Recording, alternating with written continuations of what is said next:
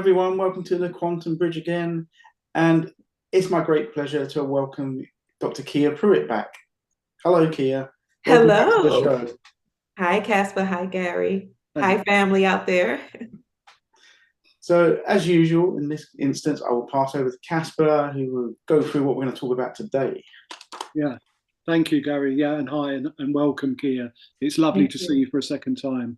Thank It's always a joy to have you on. So today, one of the big areas for a lot of people, and we imagine quite a significant amount of our audience, is the idea of humanitarian projects, what they might be, how they might be funded, how they can be taken forward, and probably not least, why are so many people in a state of pause at the moment, you. thinking, how can I move forward? I feel like I'm just waiting for something to happen, whether that be funding, whether that be some other aspect to come where all the planets align. And I think that we're hopeful that we'll have a discussion today that shows that either you might already be on that path and you're doing things you didn't even realize you're already doing. So you've got rid of that inertia and you've started moving, or that there are many, many ways that you can take action now without necessarily having billions and billions behind you. Yes. So with that in mind, here, Yes. we'd love to hear your thoughts about humanitarian projects as a whole, just generally either what you're planning to be doing, what you've already done, or what you see as that bigger picture. So anything you can start by sharing and then we can jump in would be lovely. One of the first things, thank you, Gary. Thank you, Casper. It's a pleasure and an honor being here. One of the first things I want to say is that if you're here listening to the show right now, that means that you're here for a reason. I believe that we've all of us here that are in this space as a soul family, we've been chosen to be good stewards of the money that's going to be ejected into the economy, or good stewards of the money that we'll receive if we get some type of, what am I trying to say? Kickback, or say it again. The RV? Yes, the RV. Yes, some type of exchange, which a lot of us are doing currency exchanges. So we were chosen, I believe, to be a steward over this money and to do something for the good of humanity. So it's important not to wait, because we've already been tapped. We already feel some type of passion. And I believe that everybody has a humanitarian project within them, whether it be something that you're passionate about or something that has caused you concern. For example, in my family, Gary and Casper, we have fought drug addiction.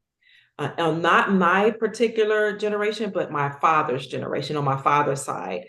A lot of uncles and aunts, and even my dad struggled with, drug addictions. It was something I couldn't even talk about. I was ashamed. I felt bad about it, but I'm open about it now because I feel like this is something that I was able to experience, so I can do something about it.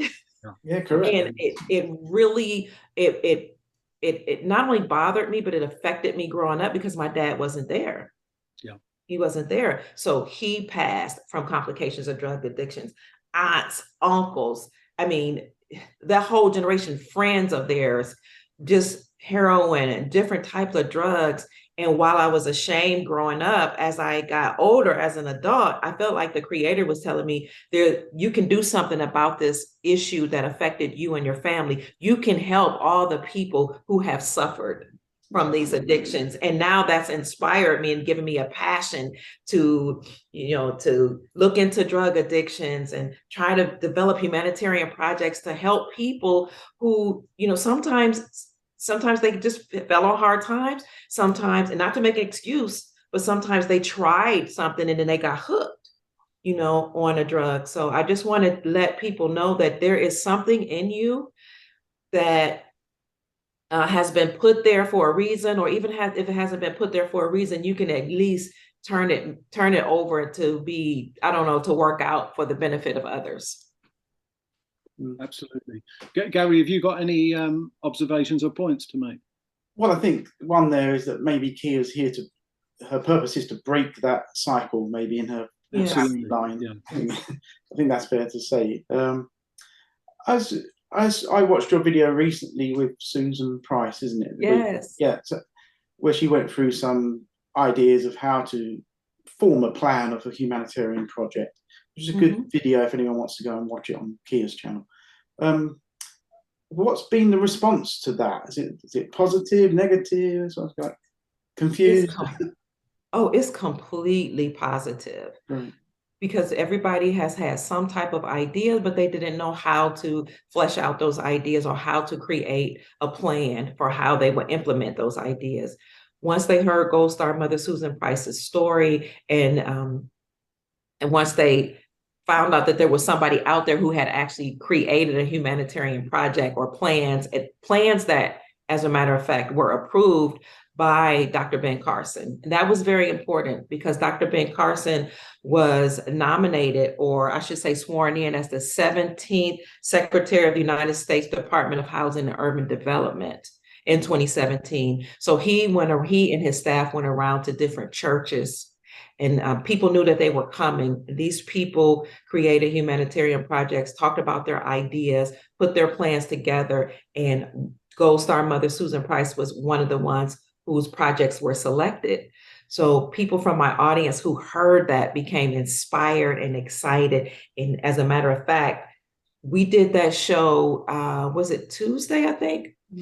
And already she's helped 70 people with their projects. Yeah, it's with incredible. Ideas. And we're going to come back on Friday and she's going to help with the details, kind of to polish their projects. So yes, overwhelmingly, we've gotten great responses. I was just going to say that when we began the Quantum Bridge, I suppose what we were trying to give was a platform to people to get their message out. And we weren't thinking much beyond having people that maybe haven't got the level of voice in the world that we'd like them to have, and giving them a way to have that. And of course, that's still exciting, and that's still what's driving us. And obviously, we're seeking larger audiences and so on all over the world. And we're gradually seeing that begin to happen. But what we hadn't probably realized is that by getting people together to come on the show, we were actually creating a network of often quite like-minded people, people with good hearts, people with a lot of spirit and a lot of energy who want to make positive change in the world. Yes. So all I would say about actually taking first steps and whatever, it's almost anything that you do that comes from your heart will probably end up aligning to some degree with the humanitarian projects that you either bring to the world or become part of. So I think the key thing is not to have any inertia, just to start doing something, whether you're going out and looking at buildings that you think might be good for the homeless, for example, or you're starting to put together a small food collective in your very local area. It might be your street or just a couple of streets around you that's using and looking for better foods, organic foods, or looking for health-related products that are outside the mainstream at the moment.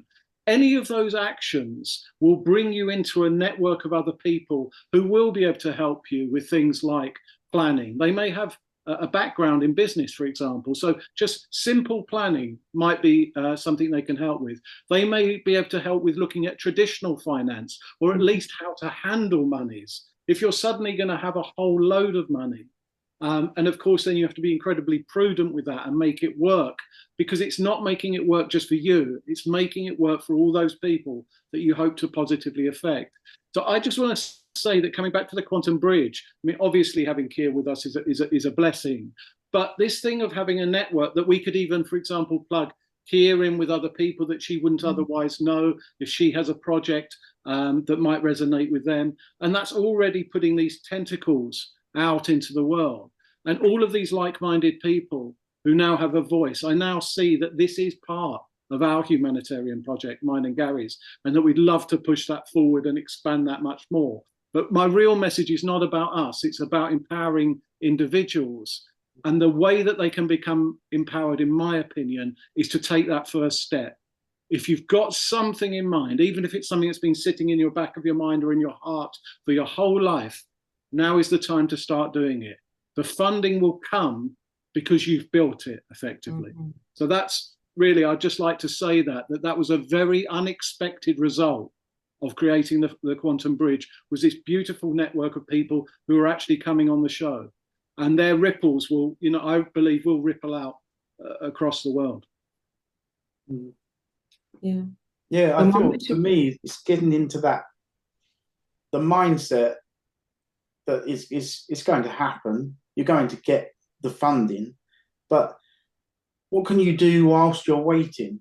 There's a lot you can do. You can, if there's a project that you're interested in. I mean, it could be anything. I don't know. If it's like you want to clean up the oceans, I don't know. So you say, right, well, I don't have the money to do that, but you can say, well, if I did, how would I do that?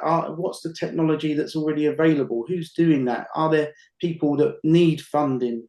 So that when I'm in a position to, I've already done all that work to find, that's how I look at it when I think, okay, I think like this medical centres that I'd like to do. So when I'm out and about, I sort of look around and think, okay, that building, if that's up for sale, maybe that would be interesting. Right locations, what kind of, I'm walking around, I think, what location would work well. I'm sort of already doing groundwork. And then I found out, I'm not sure if you're familiar, Kia, with Jason Shurker, and he's, part of his unified group, they started bringing in these new energy enhancement healing centres. Okay. There's over 200 now worldwide. I think we've got about 5 or 6 starting in the UK.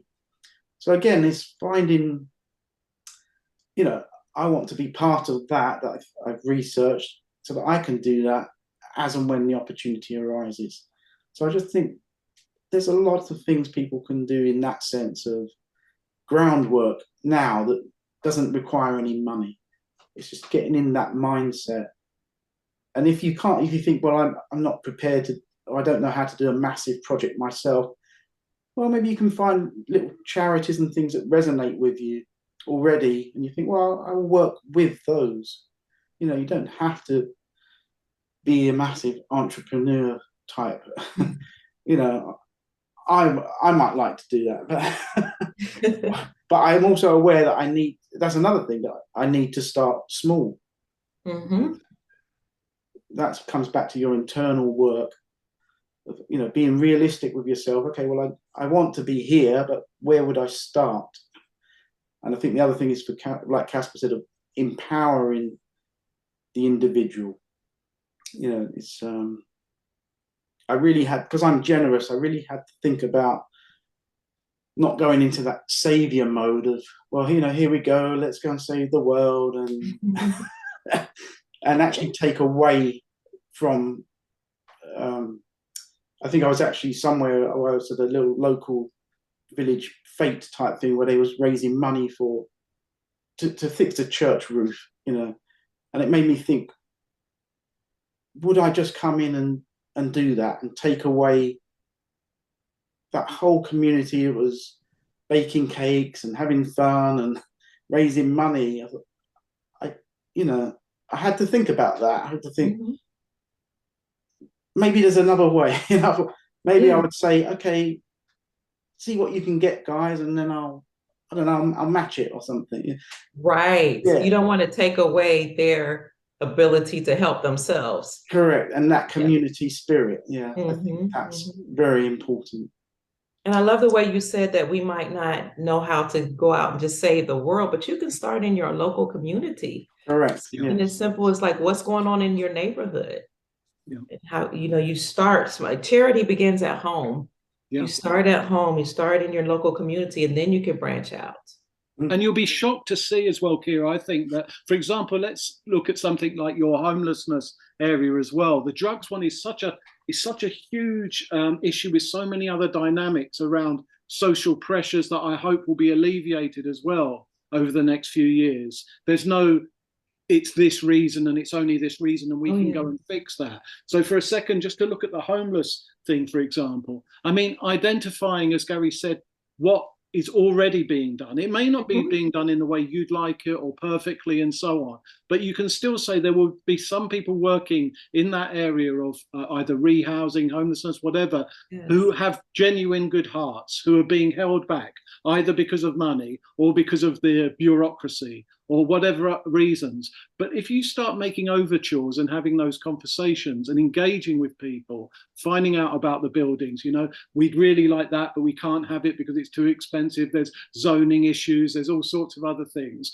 Out of those conversations, one, you'd make a lovely local network and raise your profile as being part of that, perhaps. And by the way, I'm not telling you what to do, Keir. Oh. but doing something at home like that, I also think the incredible thing when you speak to people locally is suddenly you realize that you're not just talking to people locally, you're talking to people who've got a sister here, a brother there, a cousin here, a best friend living over there, maybe even in another country. And suddenly that network of 10, 15 people, it's this whole 6 degrees of separation thing. You're like we're talking together. I mean, we're based in the UK, you're over in the States, but that's happened. All of these things will happen by taking that first step. So I would just encourage anybody not to have that sense of, I've got all these plans, but I can't do anything until I've got this 100,000, million, billion, whatever it may be. Because actually you can get a head start on this now. And I think you're much more likely to receive the funding if you're open to it, because the greater consciousness knows that you are purely going to be a conduit for this energy. Money's only really energy anyway. So if you're going to be a conduit that's there to give and to funnel this money out, you're far more likely to have more of it flowing in. That would be what I would say. Yeah, in terms of like with the homelessness, because that's another idea that I have a project that I'm working towards. When I lived in California, we had a big homelessness issue, which we still do. So what I did was I got with my nephew, who actually has a nonprofit organization to feed homeless people. And he had these programs where he would feed them and clothe them in Sacramento. And I mean, it was a huge program. So I actually interviewed the people, the homeless people, and asked them, what's your situation? How did you get here? What would you like to see?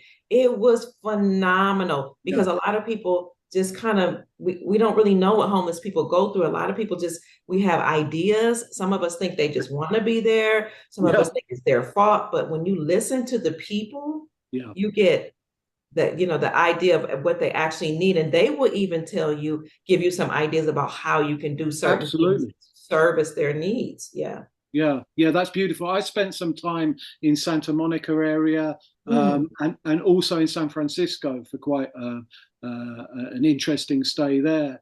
And I found it was profound to be in the richest country on the planet, so-called. Maybe it's true, maybe it's not. But anyway, so-called the richest country, where there is such a disparity between wealth and poverty, outright poverty. And of course, I've traveled across the States quite a lot as well. And you see that you move through, particularly if you're in a car, you move through these huge areas where you might have a pocket that is obviously very wealthy, but much of the rest of it is, abject poverty and homelessness. It is. And I agree entirely with you, Keir. You obviously had already done the sort of thing I'm alluding to, which is just to get out there and start having those conversations. Yeah, even with the drug issue that we've had in our family, I have cousins and friends who actually are crisis counselors, drug counselors, rehabilitation counselors, therapists. We've had conversations of what do the people need? What do you see is going on? And one of the big issues that we see going on in America is the fentanyl issue that's affecting children, young people. And so we've sat around and not necessarily written out humanitarian projects, but just talked about how we can help them. And another thing I want to tell our audience is if you go back and you look in your life, you will see that, higher beings or the creator or source has been preparing you for projects. You'll start to see that there are people in your life already who may have certain jobs, or ideas, just to be able to support you in your endeavors. Yeah, totally agree. And I would make that point again about you will have people either in your family or in your sphere somehow, and it might even be a local shop owner or whatever, a storekeeper who is used to business. If you're not used to running things, managing money, looking after finances, marketing, or any of those areas where you think you've got a massive gap in your skill set, but you want to run or be heavily involved in these projects, start now. I mean, don't get the funds and then make quote unquote mistakes. Yeah. Probably nothing is ever a mistake, really. But in the short term, what you might feel like are mistakes, just because you haven't got that bit of information or got that relationship in place. So I really think this thing of doing the groundwork, and as I said, coming back to the Quantum Bridge, only because it's become this incredible network. We now know that we've got people who are involved in organic food. We've got people who are involved in different types of health products. We've got people even involved in the whole automotive sector, and all of that's going to change. You know, does that become hydrogen, or is there truly clean electric energy coming? You know, how can we take any of those relationships we've got, and with some funding and with a lot of energy behind us, sort of creator energy behind us, how do we at that point take what already exists and just help twist it slightly to become something that it's probably always meant to be? Because I do think that most of these businesses that we see have been hamstrung either by sort of top-down bureaucracy or by the fact that people don't really have that much money.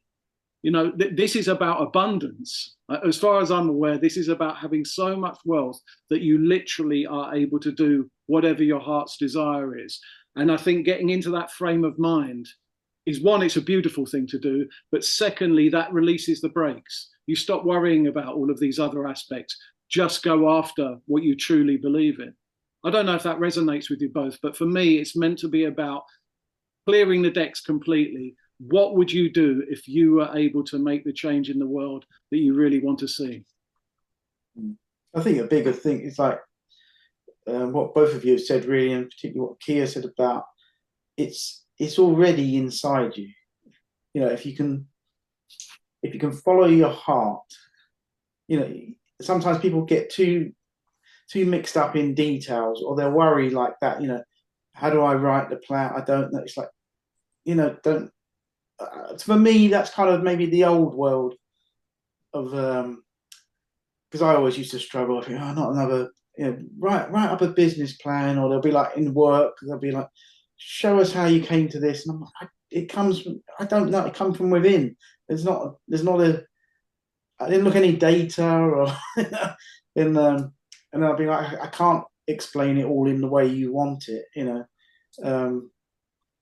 But I think I'm hopeful that we're changing into a new frequency where we can work a little bit more in that flow state of from the heart. I'm hopeful, and it will. I'm looking forward to that. So to me, I don't do so much of the data and filling in things, but that's my little niggle. And I would say one other thing, if you're waiting as well, the other thing you can always do, and it's probably the most important thing, is to work on yourself and take that time, because you'll be surprised what crops up. Because I would say I don't have. We did a show with a couple of other guys about the ego, and in that one, you know, I would say, well, I don't have much of an ego, but when I saw all these health centres cropping up, it started to rise up a little bit. I was like, well, I want to do those, you know, why?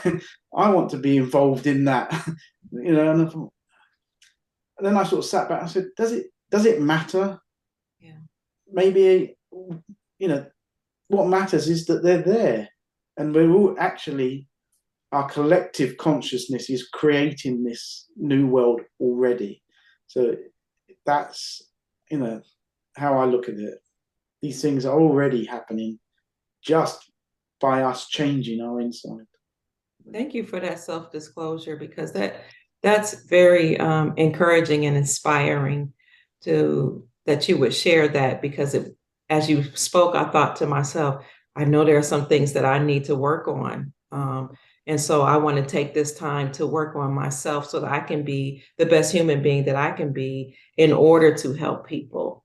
I want to make sure my heart is pure.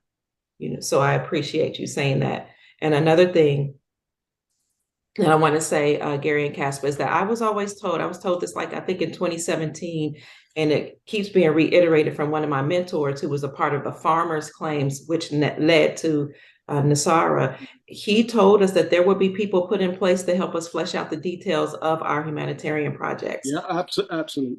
So I'm really that I want to alleviate, some people's worry, because that was a concern of mine too. I think that's a great point that you've both made about that. That, look, this with the energy behind and sort of uplifting us, that will be part of this manifestation of the funds. I feel that all of those gaps in our abilities and whatever, they are the last thing that we need to concern ourselves with. And actually, the worry about that stuff is, in a way, preventing some of those things happening. Because if you're not in a receptive state, it doesn't really matter. In fact, all the funds could already be there and out. Maybe on a certain timeline they are. Maybe on 100 other timelines, everybody's already done all the projects their hearts desire. But actually, the way that we can keep this from happening is by worrying too much about how it should happen. Absolutely. I think what both of you are touching on about those aspects that, for myself, I think it would have to be, unlike Gary, where he's talking about, which is absolutely true, that he's very good at giving things. I'd have to be very careful about, have I done the work on myself enough not to try and hold on to some of this? If I received a lot of stuff, would I find it difficult to see a balance that was amazing dwindling down? So, to both of your point, the work on ourselves is, and being honest with ourselves, is maybe the final step here.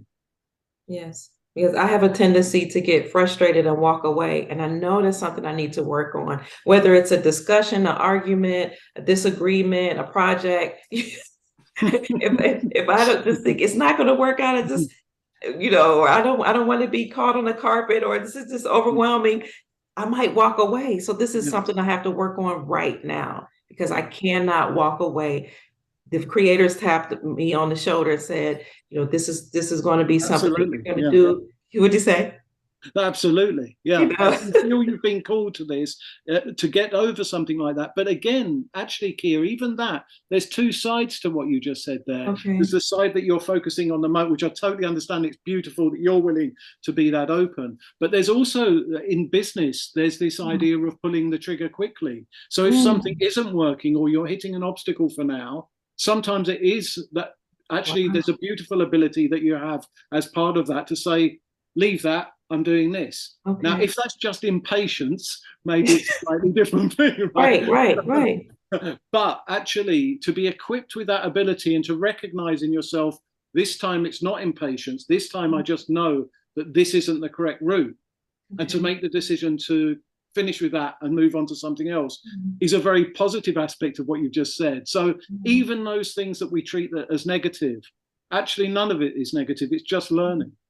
Thank you to both of you, being businessmen and being just specialties in your areas, helping me as a human being. I appreciate it. Thank you. Yeah. No, we're feeling totally the same. And the fact that you are having these conversations that are much more granular about, these are the things that you might want to consider. These are the things that you're going to need to actually write down and get down. Again, if people are thinking, oh, that's really not for me and that's putting me off, find that person in your family, or find that close friend, or find somebody else who you trust and say, look, I'm thinking of creating a business. You don't have to go into the grandiose schemes of it. You can just say, I'm thinking of creating a business. These are the sort of things I think I need to get into that. And, because Susan Price can't do everything for everybody, right? Right. But if you start local, even if you get 90% of it down through yourself and a friend or somebody else, you might then present it to somebody to do the final changes.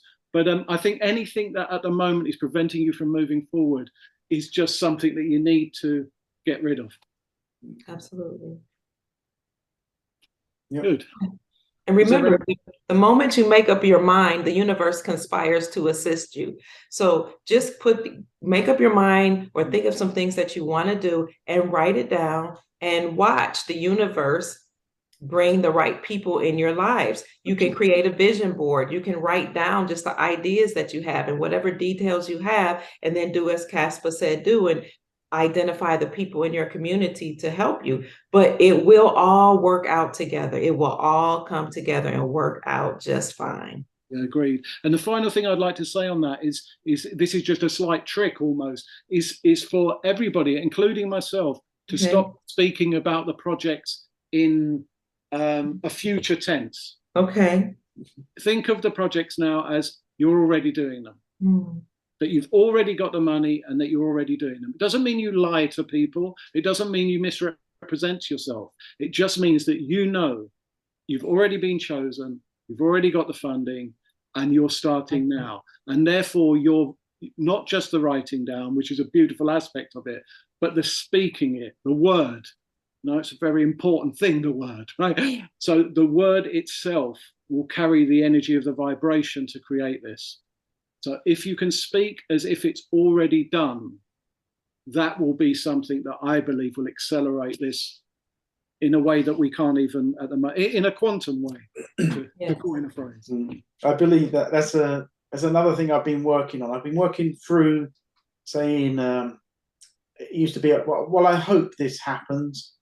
Then it was, I thought, well, can I change that? And it's like, I believe it's going to happen. And then I moved on to I know. So to try and work my way, it takes someone like me time to work through and try and get those into my system, of those different states of being, of just, well, I hope it's going to work out, and then I believe it, and then to get into that space of knowing, which I'm still trying. So we all have these ups and downs, We do. And but when you say I know, then that next thing you know, you're saying, oh, it's happening. People around you might not see it, but you're like, I know it, it's happening. Like you both are saying, I'm walking like it's happening right now, because it is in our reality. Truly, all the things we've been talking about, we actually see it. And I think it's because I know it's because we have that mindset. We're living in not just living in the now, but it's happening in our minds, and therefore we're experiencing it. And look at what you've done, Kia. And this is historical. This isn't even in the moment or in the future. This is what you've already done with introducing people, introducing your audience, introducing now our audience to the idea of things like sound money, investing in gold and silver, actually holding and gripping your own wealth, understanding the difference between real money and fake money, for want of a better term. Look at that. Is that not a humanitarian project? Have you not already achieved? I never thought of it like that. Well, I do. I look at you and I see a humanitarian who's already done those things. So, for you, this is plain sailing. Well, thank you, gentlemen. Thank you so much. You have to come on my show too, so I can introduce my audience to you too, because they love meeting people from different parts of the world. Yeah, we'd love to. Thank you, Kia. Oh, great. Very generous of you. Yes. Okay, well, I think we're almost at the end of our allotted time anyway. Kia, thank you for being, one, here, but secondly, again, bearing part of your soul. Gary, thank you for doing that too. And I just hope that this touches some people and allows them to take the brakes off and get on with it, because that's where the joy will be found, I think. Absolutely. So until it's been a pleasure. It's been an absolute pleasure, Kia. Yeah, the pleasure's all mine. We're almost there, family. We're there. We're experiencing it, but you're about to see it. Take care. I will see you again soon, hopefully. Yeah, lovely to see you, Kia. Take care. Thank you.